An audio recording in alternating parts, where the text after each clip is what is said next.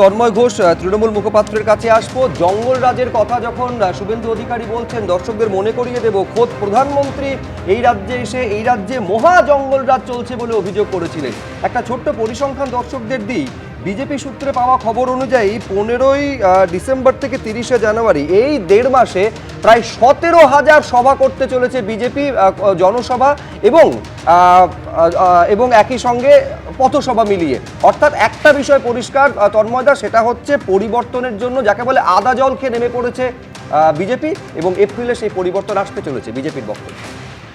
BJP 17,000 করুক কি 17 লাখ করুক সেটা তাদের ব্যাপার, তাদের দলের সিদ্ধান্ত, এবং এটাই তো স্বাভাবিক যে গণতন্ত্রে একটা সুস্থ সংসদীয় গণতন্ত্র, সেখানে বিরোধী দল শাসক দল সবাই তাদের বক্তব্য নিয়ে মানুষের কাছে যাবে এবং মানুষ যাদেরকে আশীর্বাদ করবেন তারাই ক্ষমতায় আসবে। এটাই সংসদীয় গণতন্ত্রের মহিমা, এবং ভারতবর্ষে সংসদীয় গণতন্ত্র যথেষ্ট ভিত মজবুত, আমরা এখনো বিশ্বাস করি। যদিও বিজেপি গত কয়েক বছরে ভারতবর্ষের সংসদীয় গণতন্ত্রের বিভিন্ন রূপ দেখিয়েছে, সংবিধানকে পরিবর্তন করার চেষ্টা করেছে, কিন্তু তারপরেও আমি এখনো মনে করি যে মানুষই শেষ কথা বলে। এখন সুশাসন নিয়ে কথা হলো, সুশাসন বিহারে শুভেন্দুবাবু বললেন নিশ্চয়ই সুশাসন বিহারে হয়েছে। নীতিশ কুমার একটা বাচ্চা মেয়ে মেডিকেল পড়ে, তার হিজাবটাকে হাত দিয়ে টেনে খুলে দেওয়ার চেষ্টা করেছে। এটা একটা মুখ্যমন্ত্রী যদি একটা যে কোনো, সেটা হিজাব হোক বা মাথায় ঘোমটা হোক বা যাই হোক, তার কাপড়ে হাত দিয়ে টেনে দেওয়া একটা মেয়েকে, বা মেয়ে তার নাতির বয়সী একজন মেয়ে, তাকে এইটা করা, সেটা যদি সুশাসনের লক্ষণ হয় এবং সেই সুশাসন শুভেন্দুবাবুরা পশ্চিমবাংলার মাটিতে আনতে চান, তাহলে আমি বলবো এই পশ্চিমবাংলার মাটি অন্য মাটি, এই মাটিতে এইভাবে সুশাসন আনা ওনাদের পক্ষে সম্ভব হবে না। পশ্চিমবাংলার মাটিতে প্রগতিশীলতার মাটি, এই মাটিতে বীণা দাস, প্রীতিলতা ওয়েদ্দেদার থেকে শুরু করে প্রথম ডাক্তার কাদম্বিনী গাঙ্গুলি, একের পর এক উদাহরণ দেওয়া যায়, সেই লিস্ট শেষ হবে না। সুতরাং সেই মাটিতে দাঁড়িয়ে ওই সুশাসন বাংলার মানুষ চায় না, সেটা বারবার বুঝিয়ে দিয়েছে। 2021-এ বুঝিয়েছে, 2023-এ বুঝিয়েছে, 2024-এ বুঝিয়েছে, এবং 2026-এ কফিনের শেষ পেরেকটা পোতা হবে।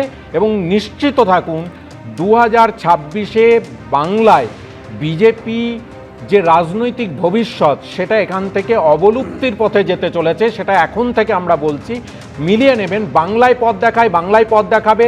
আজ বাংলা যেভাবে সারা দেশ কাল তাইভাবে মহামতি গোখলে বলেছিলেন, সেটা 2026-এর নির্বাচনের রেজাল্ট দেখে প্রমাণ হয়ে যাবে যে বাংলার সচেতন মানুষ তারা কার পক্ষে রায় দিয়েছেন এবং কাদেরকে আশীর্বাদ করেছেন। একদম, অর্থাৎ তৃণমূলের যেটা বক্তব্য রাজস্বী, যে 15ই এপ্রিল বিজেপি যে ক্ষমতায় আসবেন, যেটা কেন্দ্রীয় স্বরাষ্ট্রমন্ত্রী বলেছিলেন, সেটা একেবারে সেটা স্বপ্নই থেকে যাবে। আর পশ্চিমবঙ্গে বিজেপির আরো খারাপ অবস্থা হবে, তন্ময় ঘোষ যেরকম বললেন। 34 বছর ধরে সিপিএম যে কথা বলে যেত, সেই একই কথা এখন তৃণমূলও বলছে। মহামতি গোখলে তো কোথাও বলেননি যে আগামী দিনে বাংলা চুরি করবে আর ভারতবর্ষ সেটাকে অনুসরণ করবে, যে ইট বালি চুরি থেকে আরম্ভ করে এই যে সাপের কথা উঠলো সন্ধেবেলা, আমাদের বাঙালি হিন্দু পরিবারে আবার বলতে হয় না লতা লতা লতা, তো যাই হোক।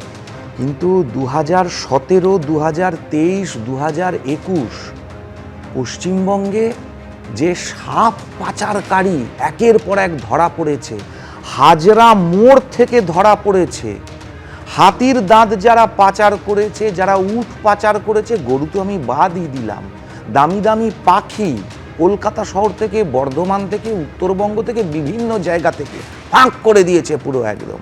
তো তারা আজকে যে এই সমস্ত সাপ ব্যাং হাতির কথা বলছে, তাদের রাজত্বকালে যে পাচারগুলো হয়েছে সেগুলো নিয়ে একটু ভাবনা চিন্তা করুন। দ্বিতীয় কথা হচ্ছে, আজকের দিনে দাঁড়িয়ে এই যে আমি একটা আজকে চিফ ইলেকটোরাল অফিসারের তরফ থেকে একটা আপনার ওই ডেলি বুলেটিন পাবলিশ করা হয়েছে, তাদের টুইটেও আপনি দেখতে পেয়ে যাবেন। এই যে বলেছিল লক্ষ লক্ষ নাম বাদ পড়ে গেছে, কোটি কোটি নাম বাদ পড়ে গেছে, আজকে অ্যাপিল করা হয়েছে তৃণমূলের তরফ থেকে 3 জনের, যেই 3 জনের নামটা বাদ পড়ে গেছে। এবং আমরা তো দেখেছি কাকলি ঘোষ দস্তিদার থেকে আরম্ভ করে বিভিন্ন জায়গায় পুরো এসআইআর-এর ফর্ম ফিল আপ করা হয়নি, এরকম ইচ্ছাকৃত রাজনৈতিক কার্যকলাপ তারা করেছে। তো এই যে লক্ষ লক্ষ নাম বাদ পড়লো, তার মধ্যে মাত্র 3টে নাম তৃণমূল কেন এখনো অবধি দিল? বিজেপিও একটি নাম দিয়েছে, ফরওয়ার্ড ব্লকও একটি নাম দিয়েছে, কমিউনিস্ট পার্টিও 2টি নাম দিয়েছে। তো সব রাজনৈতিক দলই দিয়েছে এরকমভাবে, যেগুলোকে ইনক্লুশন, এগুলো বাই মিস্টেক বাদ পড়ে গেছে। হ্যাঁ, 58 লক্ষের মধ্যে 3টে 4টে নাম বাদ পড়তেই পারে, এবং সেগুলো বিএলও এবং বিএলএদের দোষের জন্যই হয়েছে, সেটাও আমরা দেখেছি। এই যে প্রপাগ্যান্ডা, এই যে মিথ্যে কথা, মমতা বন্দ্যোপাধ্যায় যে হেরে বসে আছেন তার সব থেকে বড় প্রমাণ হচ্ছে যে এসআইআরটাকে প্রতি পদে পদে আটকে দেওয়া। হিয়ারিংয়ের জায়গায় আমরা কি দেখলাম? গান বাজনা হচ্ছে, ফুটবল খেলা হচ্ছে, হিয়ারিং হতে দেওয়া হবে না সেখানে কোনো রকমভাবে, প্রতি পদে পদে বাধা। কারণ সরকারের থেকে যদি সুষ্ঠুভাবে এসআইআরটা করতে দিয়ে তারপরে সরকার থেকে চিরতরের জন্য চলে গেলাম, তাহলে দলটারই তো কোনো অস্তিত্ব থাকবে না। আজকে একের পর আস্তে আস্তে করে তৃণমূল থেকে তো লোকে বেরোতে আরম্ভ করে দিয়েছে। তোমরা যে পরিবর্তনের কথা বলছো রাজশ্রী, তার জন্য একটা বড় হাতিয়ার তোমাদের কাছে এসআইআর। আমাদের কাছে এসআইআর কেন হতে হবে? সাংগঠনিক ভিতটা নয়, সাংগঠনিক ভিত আছে বলেই তো হচ্ছে। যদি মরা মানুষের নামে ভোট পড়তে থাকে, দ্বিজেন বাবুরা যদি স্বর্গ থেকে নেমে এসে প্রতিবার এসে ভোটটা দিয়ে চলে যাচ্ছেন, এবং আমাদেরও পরিবারের যারা মারা গিয়েছেন, আমরা ভোট কেন্দ্রে যাচ্ছি কিন্তু তাদের সাথে দেখা হচ্ছে না, আমাদেরও তো মনের মধ্যে একটা আশ থাকে, ঠিক আছে ঠাকুমা এসেছিলেন, ঠাকুরদা এসেছিলেন, বাবা মশাই এসেছিলেন, ভোটটা দিয়ে চলে গেলেন, আমরা গিয়ে তাহলে পরে গিয়ে দেখা করে আসি, কিন্তু সেই সুযোগটা তো আমরা পাচ্ছি না। নির্বাচন কমিশনকে সামনে রেখে যে বিজেপি নির্বাচন জিততে চাইছিল সেটা প্রমাণ হয়ে গেছে। বিহারেও চেষ্টা করেছিল, কিন্তু বারবার বলছি যে বাংলার মাটি আলাদা, এই মাটিতে মমতা বন্দ্যোপাধ্যায় এবং অভিষেক লড়াই করছেন, সেটা তো প্রমাণিত।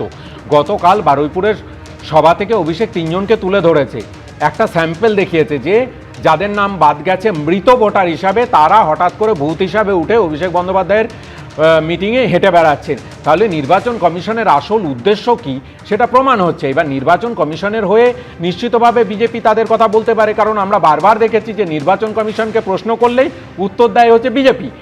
নির্বাচন কমিশনের মুখপাত্র হিসাবে বিজেপি কাজ করে, তো এটা তো স্বাভাবিক। যেমন ভাবে রাজ্য নির্বাচন কমিশনকে পঞ্চায়েত নির্বাচনের সময় প্রশ্ন করা হলে তৃণমূল উত্তর দিত, অনেকটা সেই রকম নাকি?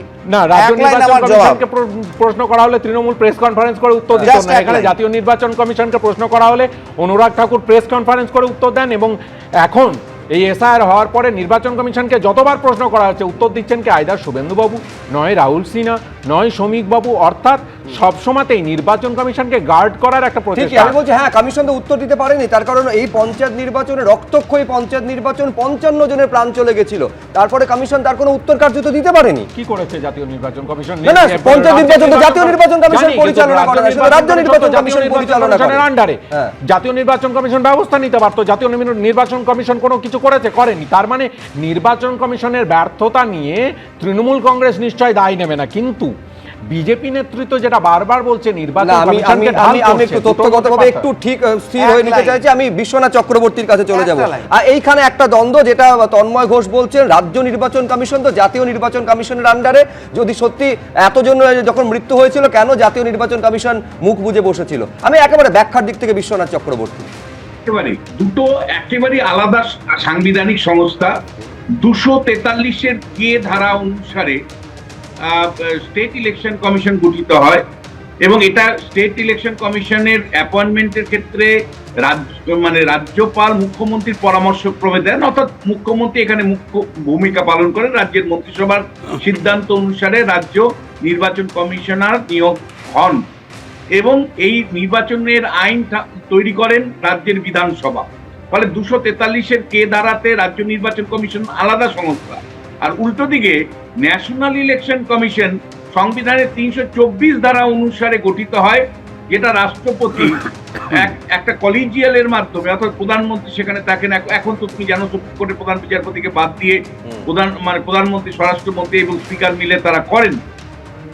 ফলে দুটো সংস্থার এখতিয়ারও আলাদা। National election commission Lok Sabha, Rajya Sabha, president রাষ্ট্রপতি, উপরাষ্ট্রপতি এবং বিধান পরিষদের নির্বাচন সম্পূর্ণ করে। অন্যদিকে পঞ্চায়েত, পুরসভা বা হিল কাউন্সিলের নির্বাচন পরিচালনা করে স্টেট ইলেকশন কমিশন। দুটোর এখতিয়ার পুরো আলাদা, দুটোর নিয়োগ প্রক্রিয়া পুরো আলাদা। একটার সাথে আরেকটা গুলিয়ে ফেললে ভীষণ ভুল হবে। এবিপি আনন্দ, এগিয়ে থাকে, এগিয়ে রাখে।